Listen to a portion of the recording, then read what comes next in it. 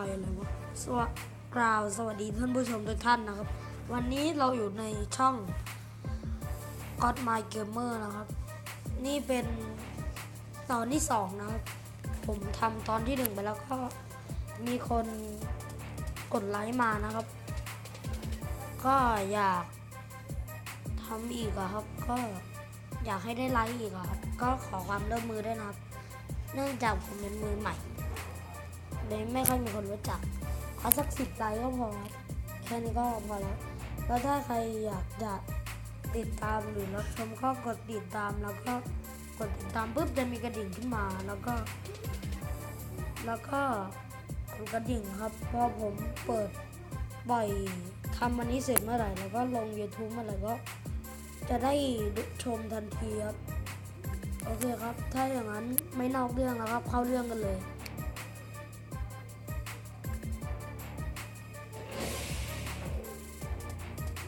แล้วครับตัวผมก็ยังเป็นตัวเดิมนะครับแต่เปลี่ยนตรงที่หนามแม่นครับมาแล้วเราไปเล่นกันเลยครับดูสิครับว่าผมจะชนะไอ้หมาบ้าตัวนี้ได้ไหมดูกันนะครับโปรดรอสักครู่ครับไอ้หมาแม่นหน้าเหี่ยวครับไอ้เด็กตะบันหน้าหมาตัวเหม็นนะมาครับมันได้เริ่มก่อนนะครับมันปล่อยพิษใส่เราครับโอ้โหช็อตแรกเราโดนเลยครับนี่นะครับผัวโอ้โหมาตีคีเราครับ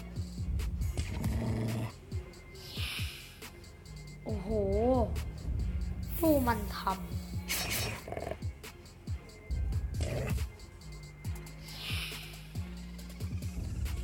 ตอนนี้พลังมัน50นะครับเราจะขัดมันไปเรื่อยๆครับอย่าคิดแฝงคิดซ่าเกินไปแล้วแต่หัวมันจะตายแล้ว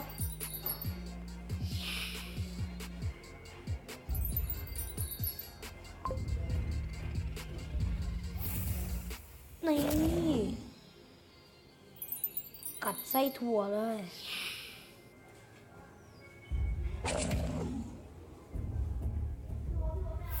เช็คบินถั่วก็ผมก็ได้ครั้งนี้มาเรียบร้อยแล้วนะครับจะเลือกเปิดอันไหนดีครับกล่องไหนดีขอกล่องนี้นะครับได้เงินนะครับโอ้โหสุดยอดแจมแมวอันนี้นะครับโชคดีครับได้เงินมาด้วยครับและดูสิว่ามีกล่องอะไรบ้างไม่มีครับโอเคครับตอนนี้นะครับเราเข้าไปดูก่อนนะครับเราจะเข้ามาสู้อีกนะครับเพราะเราซื้ออะไรยังไม่ได้เราจะสู้กับไอ้หน้าหมาตัวนี้นะ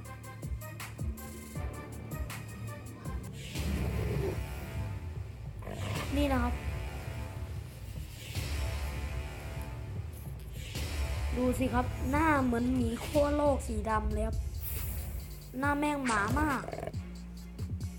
ไม่เหมือนหมีเลยเฮ้ยแกว่าฉันหมาเหรอใครว่าเล่ากัดแม่ง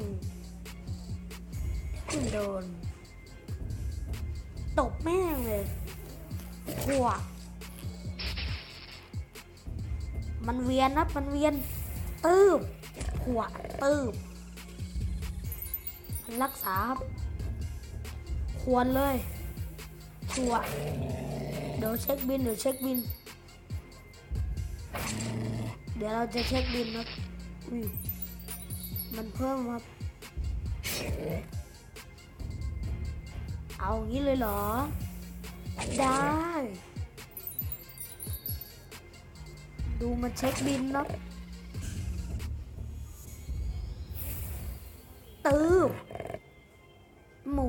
มันเหลือ1ครับ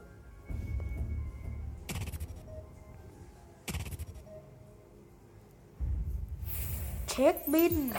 หัวชนะแล้วครับโอ้โหได้มาเยอะเลยครับอันนี้แค่โฆษณานะครับเหมือนกันนั้นนะครับไม่เกี่ยวนะครับเข้าเรื่องกันเลยครับ นี่นะครับฆ่าไป1 ตัวครับมาครับ เราจะมาซื้อของกันนะครับนี่นะครับจะซื้ออะไรดีวะอันนี้เรามีแล้วนะครับแจ่มแมวมากเราจะซื้ออันนี้นะครับน่าจะเป็นส่วนขาครับโอ้โหขาขั้นเทพมากแล้วก็เราก็จะไปซื้อ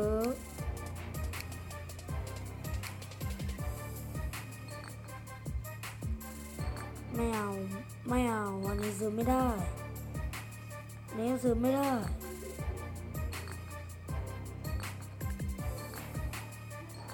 เราจะไป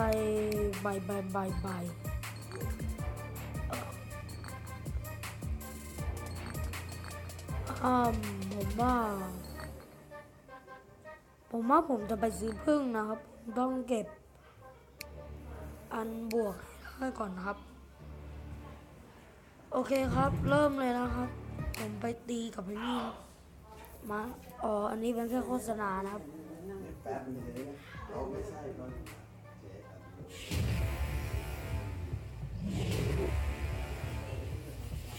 โฆษณานะครับ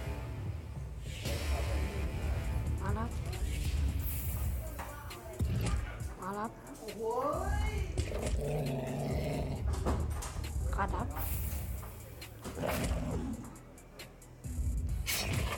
ของเรากัดเพิ่มเลือดนะครับ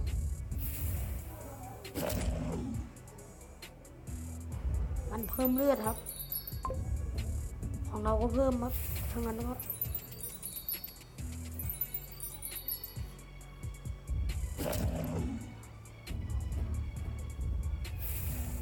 เวน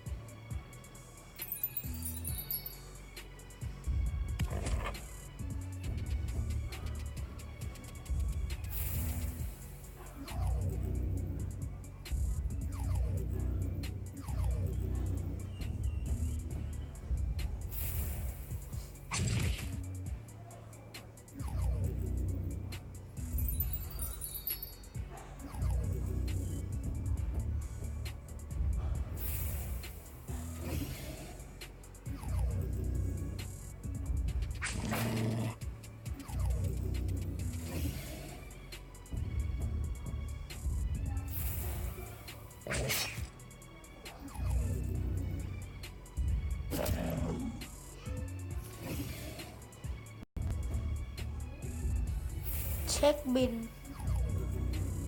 ตีมาสิ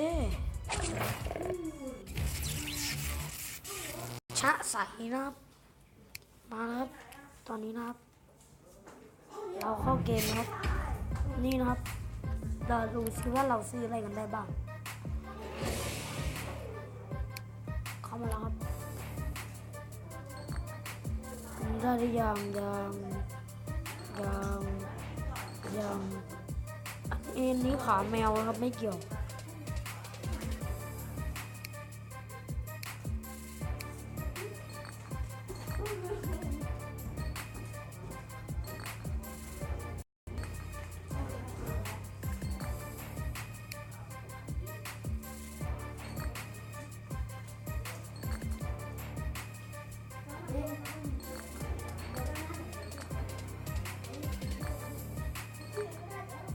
เราจะซื้อนะครับดัดแปลงครับ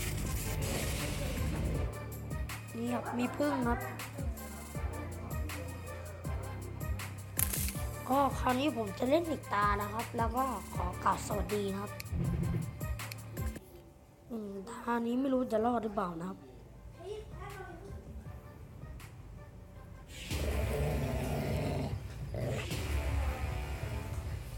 ไอตัวนี้นะครับขาไก่นะครับ